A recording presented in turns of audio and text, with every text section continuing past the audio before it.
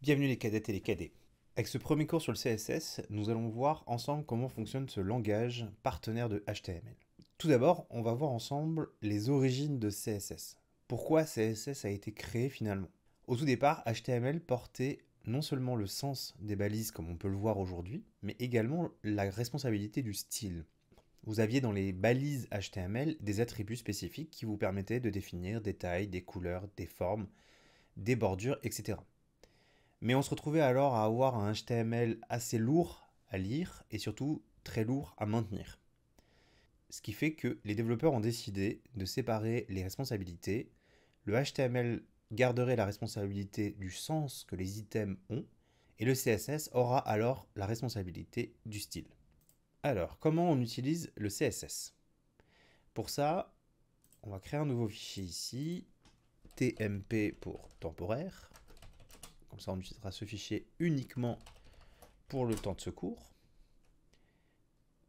Et dans le dossier assets, ici, on va créer un nouveau dossier CSS dans lequel on va créer un fichier style.css. La première chose, on va se rendre sur tmp.html. On va rajouter à l'intérieur un P, donc un paragraphe.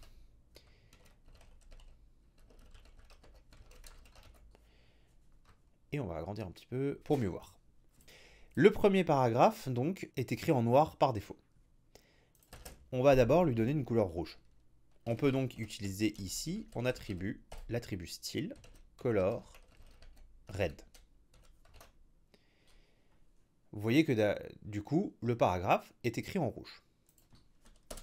Si j'en mets un second, le second reste en noir, puisque du coup, l'attribut style ne peut sélectionner qu'un élément, donc forcément, il ne sélectionnera que celui-ci. La deuxième façon de faire, c'est d'utiliser la balise style qui se met, elle, dans le head de la page HTML, donc il ne se met pas dans le body, il se met bien dans le head. On va donc sélectionner les paragraphes. Pour sélectionner un paragraphe, on peut utiliser P. Donc on sélectionne avec le nom de la balise HTML, et on va utiliser donc les accolades pour mettre nos attributs CSS à l'intérieur. Color red. Et donc là, maintenant, tous nos paragraphes sont passés en rouge. Tous les P de la page ont le style color red. La troisième façon de faire, donc je vous rappelle que j'ai créé un fichier tout à l'heure, c'est d'utiliser les links. Alors, comme je vous l'ai déjà dit, link ici, je n'ai pas mis le chevron devant pour pouvoir utiliser emmet. Vous voyez qu'il me propose tous les links possibles. Moi, je veux le link CSS. Automatiquement, donc, il me met les attributs nécessaires. L'attribut rel qui me permet de définir le type de fichier que je veux, qui est donc stylesheet, fichier de style, feuille de style plutôt en français. Et href, donc hypertexte référence, qui est l'équivalent de src source pour la balise img en HTML. Href donc permet de définir où est le fichier. Le fichier se trouve dans, on a dit, assets, css, style.css. Et donc là maintenant, on a lié le fichier CSS avec notre fichier HTML. Je vais donc maintenant l'ouvrir. Alors on va le mettre en dessous. Et on va faire exactement la même chose qu'on avait fait dans la balise style. C'est-à-dire qu'on va utiliser P pour sélectionner les paragraphes. On lui met color red pour lui définir la couleur. Et automatiquement, tous nos paragraphes passent en rouge. Donc voilà, là vous avez vu comment utiliser du CSS. Alors, cette solution-là est à privilégier quasi tout le temps. On utilise donc des fichiers CSS qui seront séparés du HTML. On les met donc dans un sous-dossier. Le mieux, c'est de le mettre avec, comme je vous disais la dernière fois, dans un sous-dossier assets. Comme ça, on range bien nos fichiers. Mais surtout, on va mettre le texte de notre CSS dans un fichier externe. Ça évitera de se retrouver avec les 300 lignes de CSS plus les 300 lignes de HTML et se retrouver donc à avoir un fichier de 600 lignes qui va devenir illisible. Le fait d'utiliser un attribut style ici est parfois nécessaire et on verra du coup pour quelles raisons il pourrait être nécessaire. Donc maintenant, petite question, pourquoi CSS? Cascading Style Sheets. qui veut dire donc feuille de style en cascade en français. Alors, c'est tout simplement parce que CSS a une propriété qui est que tout ce qui est écrit plus bas va réécrire ce qui est écrit plus haut. Un peu comme de l'eau qui va remplacer dans une rivière de la nouvelle eau qui va remplacer l'ancienne eau dans une cascade. Voilà. Tout ce qui va venir en bas, c'est ce qui est en amont de la rivière et donc qui va à chaque fois passer dans la cascade. Alors, ce qui est pratique, c'est que ça ne va pas tout réécrire, ça ne réécrira que ce qui est nécessaire. C'est-à-dire que là, si je mets 18 pixels pour nos paragraphes, vous voyez qu'ils ont agrandi un petit peu. Et donc, on va débugger. On va faire clic droit, inspecter. Et on va se retrouver donc avec l'inspecteur qui nous permettra de voir notre HTML et notre CSS. Donc, si vous regardez, on a la même chose. Là, on est sur le P. Quand je clique dessus, j'ai le CSS qui est appliqué dessus. Et vous voyez que j'ai la même chose. Alors, c'est écrit dans l'autre sens. Les éléments qui sont réellement utilisés en dernier seront ici. Ceux qui sont réécrits sont en dessous.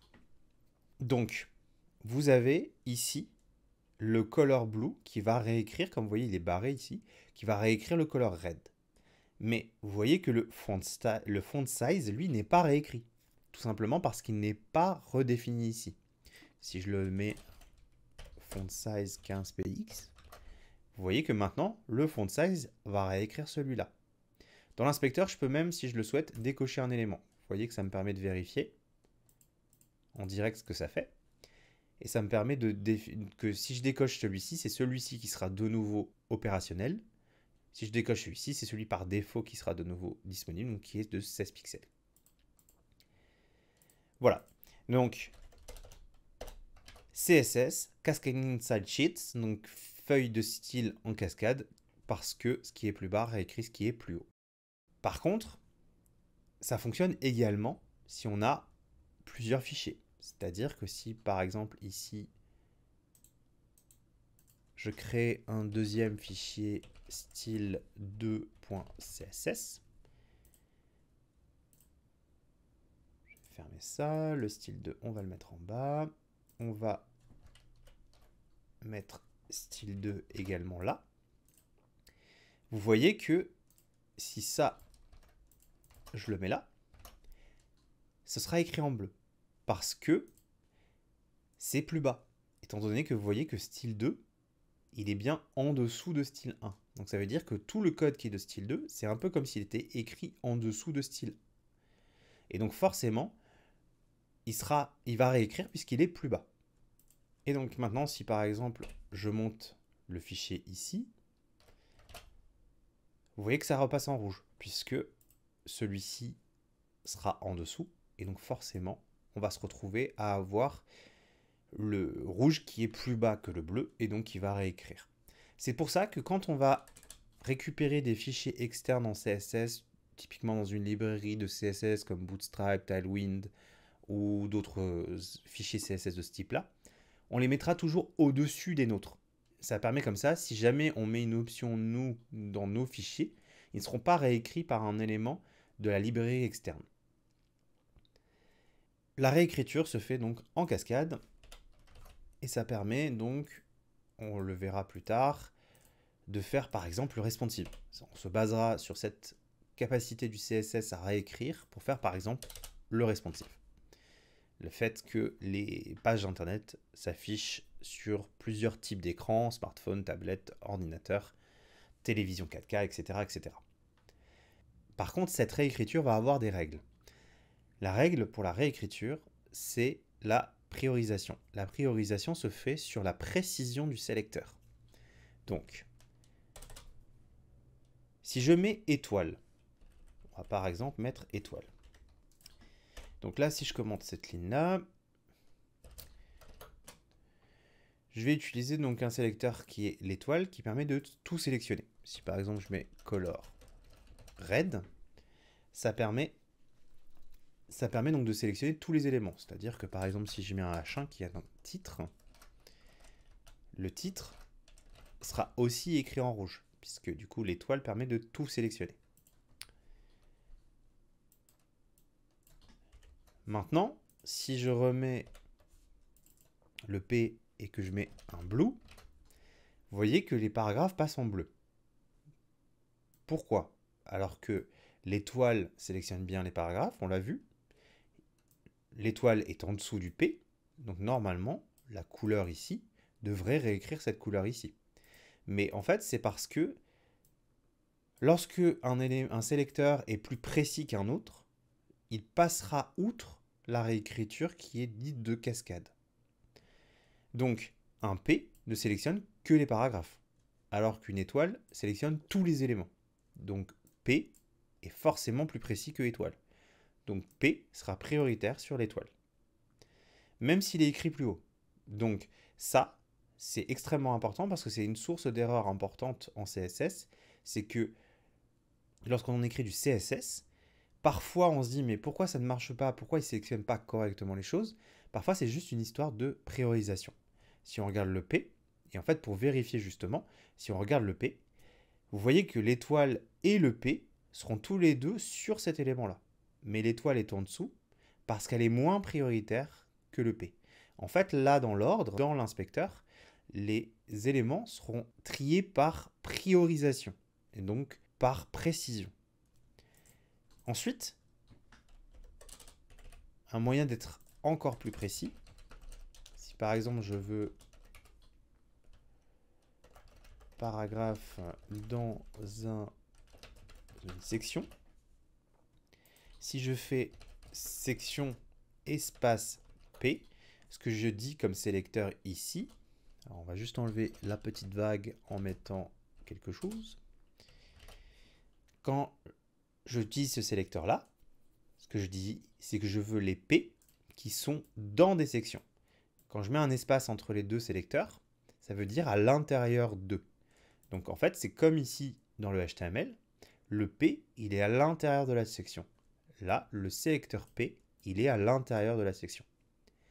Donc ça permet de sélectionner uniquement les P qui sont dans des sections. Donc vous voyez que celui-ci passe en jaune. J'ai beau avoir écrit le color au-dessus des autres, c'est celui-ci qui sera pris en compte, tout simplement parce que si on inspecte celui-là, vous voyez que le section P est plus prioritaire sur les deux autres. Alors pour ce sélecteur-là, juste une petite précision. Ce que j'ai écrit ici peut s'écrire également de cette façon-là.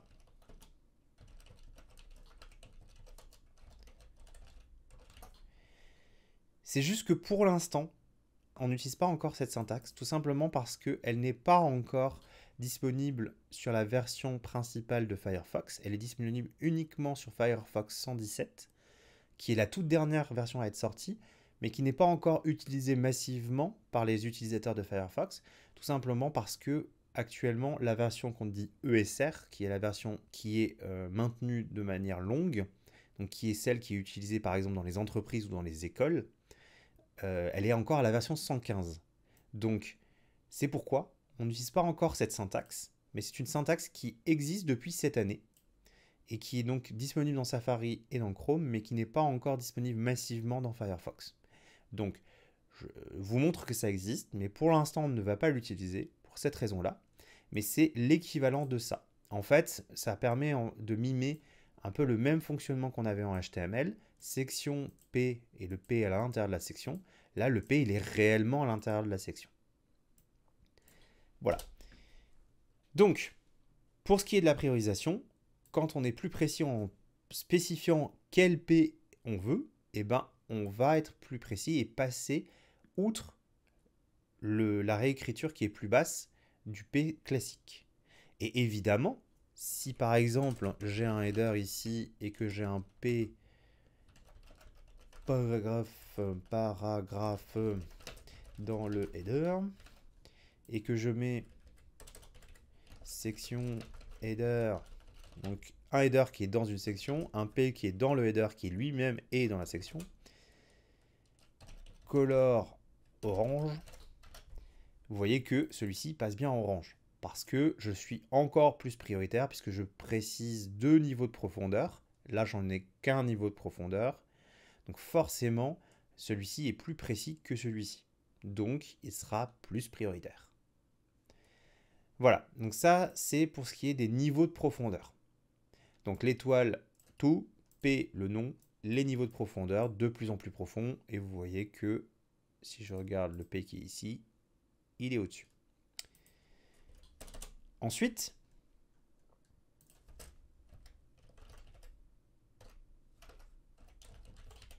alors ça, c'est pas une classe valide. C'est pas un nom de classe valide. Alors, c'est valide en HTML, hein, mais c'est juste que c'est pas quelque chose qui doit être fait en vrai. Là, c'est juste pour l'exercice.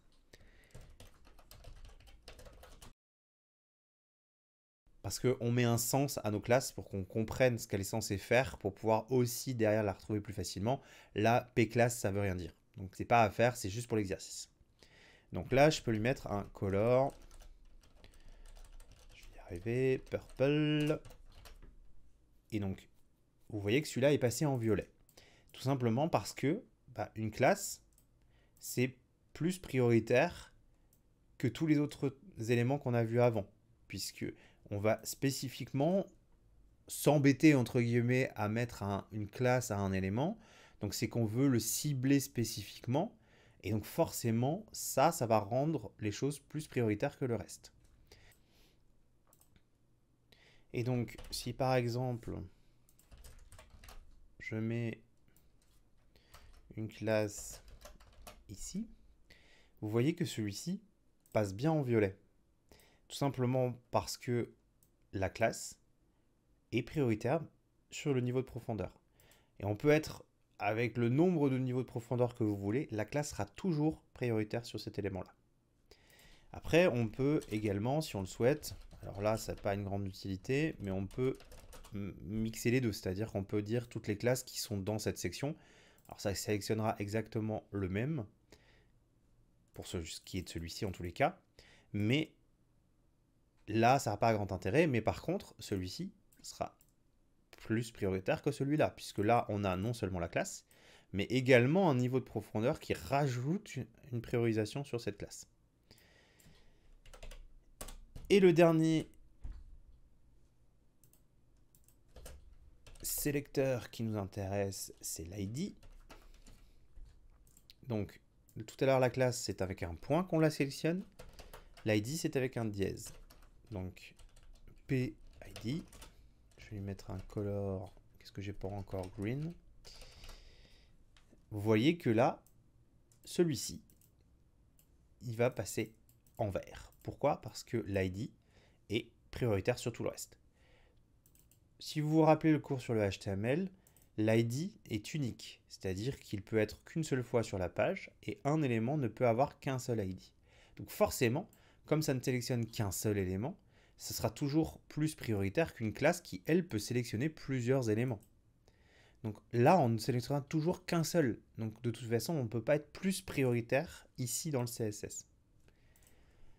Donc, si on résume, étoile, donc tous les éléments, P, le nom de l'élément HTML, les niveaux de profondeur, la classe, l'ID.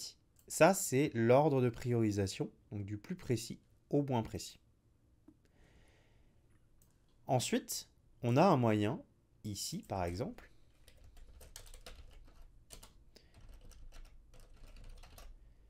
vous voyez que j'ai beau avoir mis un ID, de l'avoir mis en vert, si j'utilise l'attribut style, l'élément passera dans la couleur de l'attribut style. Pourquoi? Tout simplement parce que l'attribut style, comme on le met directement dans le HTML, on s'est entre guillemets vraiment embêté à aller le mettre directement dans le HTML, et ben du coup, on passera outre tout le CSS qui peut être écrit dans le fichier. Alors, ça, c'est à éviter. On le fait rarement à la main directement dans le HTML. Souvent, quand on va utiliser l'attribut style, c'est qu'on va rajouter du style, mais en JavaScript. Donc ça, on le verra quand on fera du JavaScript, pourquoi et dans quel cadre on va utiliser cet attribut style. Mais en dehors de ce cas d'usage de JS, on évite grandement d'utiliser l'attribut style, tout simplement parce que vous voyez que ça peut vite devenir bordélique si on se retrouve à avoir plein de CSS ici dans l'attribut style. Si vraiment on veut sélectionner un élément comme ça et qu'on a un problème avec la priorisation, On va pas utiliser ça. On va utiliser un cheat code, entre guillemets, qui sera le mot-clé important. Donc point d'exclamation important. Vous voyez que, quel que soit après le niveau de priorisation, tout va être passé outre. Donc on prend n'importe quel P, vous voyez que le mot-clé important va faire que tout le reste sera ignoré. Donc là, le P, alors le sélecteur lui reste en dessous puisqu'il n'est pas plus prioritaire que le P, mais l'attribut lui-même va passer en important, donc va passer outre le color blue ici, et donc va tout réécrire en rouge. Et évidemment, le important, si on le rajoute partout, on a le même niveau de priorisation qu'on avait vu tout à l'heure. C'est-à-dire que le ID en important sera plus important que la classe en important, le niveau de priorisation, de profondeur en important, etc., etc. Si tout est en important, on retourne sur le même niveau de priorisation qu'on a vu au départ. Donc ça, ce mot-clé, comme c'est vraiment un truc, c'est vraiment le truc ultime qu'on utilise en dernier recours, on évite vraiment de l'utiliser. On le fait vraiment que quand on n'a pas d'autre choix que d'utiliser le important. Voilà, donc on a fait le tour des bases sur le CSS. On verra dans les prochains chapitres les positions, donc comment positionner correctement le logo sur cette image, comment positionner le UL qui est ici, on va le mettre ici, et on va voir également des sélecteurs spécifiques qui nous permettront de sélectionner précisément nos éléments. Donc là, on a vu quelques sélecteurs comme les sélecteurs de profondeur, les sélecteurs de classe et les sélecteurs d'ID. Mais on va voir ensemble des sélecteurs beaucoup plus spécifiques qui nous permettront de sélectionner par exemple uniquement cette image ici sans utiliser de classe ou d'ID, ou de sélectionner par exemple un item sur deux, il existe ce genre de choses, ou des items dans des états. Donc ça, on va voir ensemble, on le verra ensemble au fur et à mesure des cours, ces sélecteurs spécifiques. Et on finira donc dans les prochains chapitres également notre header pour qu'il ressemble exactement à notre maquette. Mais en tous les cas, pour ce qui est de ce chapitre, on va se contenter de ce CSS là. N'oubliez pas que je vous fournis le code final du projet à chaque fois à la fin du cours, à l'écrit en dessous de cette vidéo. N'hésitez pas à le récupérer pour voir un petit peu, vous amuser également pour faire des tests à l'intérieur. Et donc, on va faire comme la dernière fois.